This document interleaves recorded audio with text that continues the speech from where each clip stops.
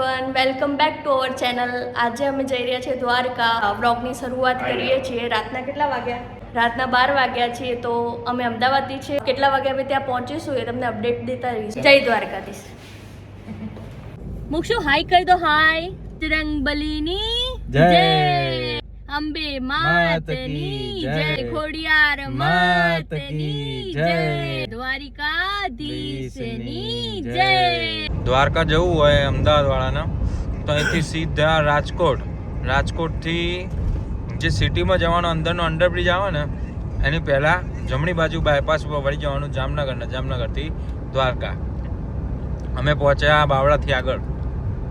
લીંબડીથી થોડા આગળ આવીએ ને એટલે આવું જીઓનો મસ્ત પેટ્રોલ પંપ છે.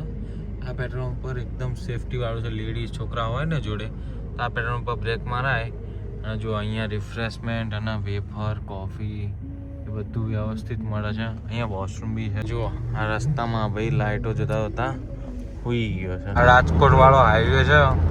મસ્ત બ્રિજ ઓવરબ્રિજ મસ્ત બનાવી દીધા. આ મોક્ષો ઉઠી ગયો પાછો. જો આ રે ચોટીલાનો ગેટ. ચોટીલાનો ગેટ.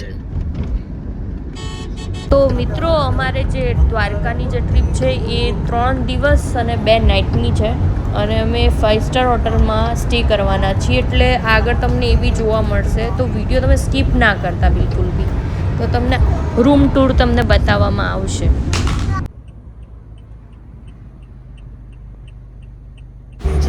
જો દ્વારકા પહોંચી ગયા અમે. મસ્ત ધજા દેખાય છે, મંદિર દેખાય છે દૂરથી. કેટલું સરસ લાગે છે. એમ થાય છે કે હા હા હા દ્વારકાધીશે અમને લોકોને બોલાવી લીધા.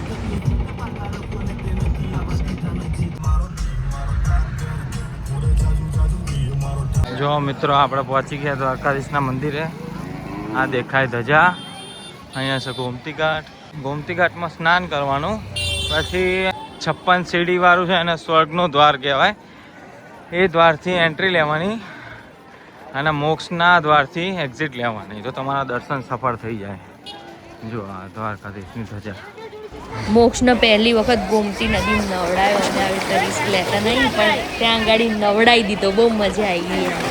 જો એટલી સરસ વસ્તુ થઈ ગઈ ને કે અમે લોકો ત્યાં દર્શન કરીને બહાર આવ્યા ને તરત દ્વારકા મંદિરની ધજા બદલાતી હતી.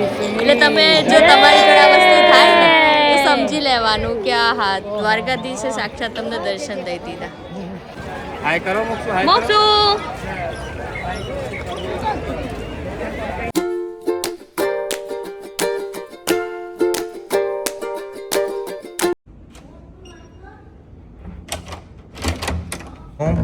આ લાઈટો ચાલુ થઈ ગઈ છે.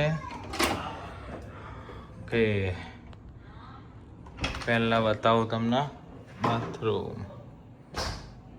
વાહ, એકદમ neat and clean. Shower area, luggage area, TV. હા, ટોમ એન્ડ જેરી કાર્ટૂન જાતે ચાલુ થઈ ગઈ. જો અહીંયાનો વ્યૂ બતાવું તમને. વ્યૂમાં એવું છે કે અહીંયા રૂક્ષ્મણી મંદિર તમને દેખાશે. જો હું ઝૂમ કરીને બતાવું. આ હોટલમાં સ્વિમિંગ પુલ છે, જીમ છે અને ક્લબ હાઉસ જેવી એમ્યુનિટીઝ આપેલી છે. તો તમે કદાચ ફેમિલી સાથે ગયા હોય તો તમને બહુ જ મજા આવી જશે. અમે લોકો ફેમિલી સાથે ગયા હતા એટલે અમે લોકો મસ્ત એન્જોય કર્યું અહીંયા. જો મોક્ષને બી અહીંયા મજા આવી ગઈ. અને જેટલા બાળકો મળી ગયા એટલે બાળકોને તો એમ બાળકો જોડે જ વધારે મજા આવતી હોય. મોટા જોડે ઓછું ગમે. જો કેવું ખેંચીને બધાને ઊભા કરતી હતા. બિચારા રમતા હતા, બેસીને વાતો કરતા હતા. મોક્ષે બધાને ઊભા કરી દીધા.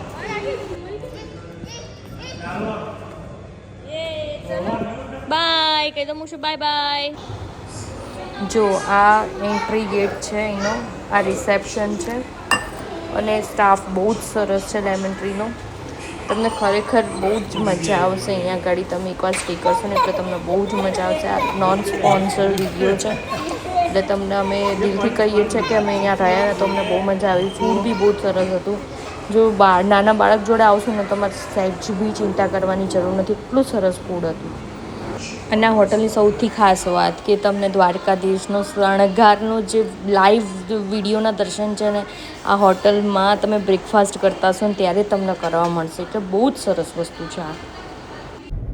સવારના 5:30 વાગી ગયા છે અને અમે લોકો નીકળી ગયા છે બેટ દ્વારકા જવા માટે. કેટલા 1 કલાકનો રસ્તો હશે મમ્મી? હા 1 કલાકનો રસ્તો છે, 55 મિનિટ.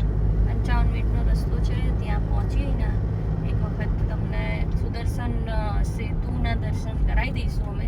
બાકી અંદર તો ફોન અલાઉડ નથી એટલે અમે ગાડીમાં જ મૂકીને જવાના ફોન. અને અમે લોકો રેડી થઈ ગયા છે. મૂકશું આમ જો અને મૂકશું બનાના ખવડાવું છું અત્યારે અને આખી રાત ઊંઘ્યો બી નથી એટલે અમે વહેલા નીકળી ગયા. આપણે જ્યારે દ્વારકા આવીએ ને તો બેટ દ્વારકા જરૂરથી દર્શન કરવાના કેમ કે ત્યાં બી મેઇન મંદિર જ છે. અને જ્યારે આપણે સુદર્શન સેતુ નહોતો ને ત્યારે દ્વારકાથી બેટ દ્વારકા જવા માટે બોટનો યુઝ કરતા હતા બધા યાત્રીઓ. પણ હવે સુદર્શન સેતુ બની ગયો છે તો બિચારા જે બોટ ચલાવતા હતા એ તો એમનું શું થયું હશે એવું આપણને વિચાર આવે ને કદાચ.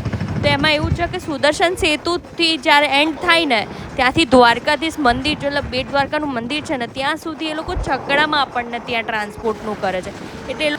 એટલે સરસ મજાનું એમનું ગુજરાને ચાલી જાય બરાબર. તો ગાડી છે ને આપણે સુદર્શન સેતુ જેવું પતે ને એવું તરત પાર્ક કરવાની હોય છે.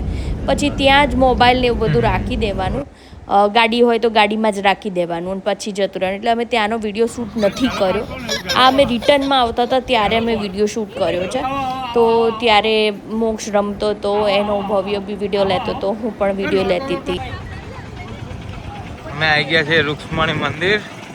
આ જોઈ લો અને ધજાના દર્શન. આવી ગયા છે ભડકેશ્વર મહાદેવ. પછી ભડકેશ્વર મહાદેવ અમે આવ્યા ને તો ત્યાં મસ્ત સનસેટ એન્જોય કર્યો એટલે આખો દિવસ બહુ જ સરસ રહ્યો અમારો. પછી અમારે નેક્સ્ટ ડે બ્રેકફાસ્ટ કરીને પછી અમારે લોકોને ચેકઆઉટ હતું. જય ખોડિયાર મિત્રો, અમે લોકોએ ચેકઆઉટ કરીને સવારનો બ્રેકફાસ્ટ કરીને હવે નીકળી ગયા છીએ અમદાવાદ ઘરે જવા માટે. અમે પહોંચ્યા દ્વારકા પોરબંદર વાળા બાયપાસ રોડ ઉપર. હવે જોઈએ દ્વારકાધીશ ક્યારે હુકુમ કરે છે ફરીથી આવવા માટે. આવા સરસ મજાના ફેમિલી વ્લોગ જોવા માટે થઈને અમારી ચેનલને સબસ્ક્રાઈબ કરી લેજો મિત્રો અને સપોર્ટ કરજો અમારી ચેનલને. જય દ્વારકાધીશ.